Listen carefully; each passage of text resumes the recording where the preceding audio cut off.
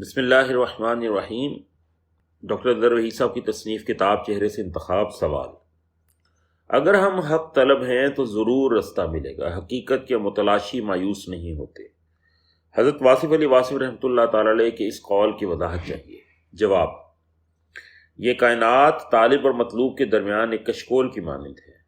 جس انداز کی طلب ہے، طالب کے کشکول میں اسی انداز کے ساتھ معاملہ کرتا ہوا مطلوبہ رزق اس کو مل جاتا ہے۔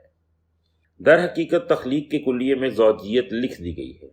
قرآن کریم میں ہے کہ ہم نے ہر چیز کو جوڑوں میں خلق کیا ہے۔ طلب اور حاصل طلب زوجین ہیں۔ طلب اور حاصل طلب کے درمیان صرف وقت کا پردہ حائل ہے۔ جوں ہی وقت کا پردہ اٹھتا ہے، طلب اور حاصل طلب باہم واصل ہو جاتے ہیں۔ یہ قانون فطرت ہے۔ ربنا ما خلقت ھذا باطلا، ہمارے رب نے جو بھی خلق کیا وہ باطل نہیں۔ اس میں ایک بڑا راز ہے۔ طالب کے لیے سبق یہ ہے کہ اگر تمہاری طلب باطل نہیں اور مبنی بر حق ہے تو تمہارا مطلوب بھی حق ہے۔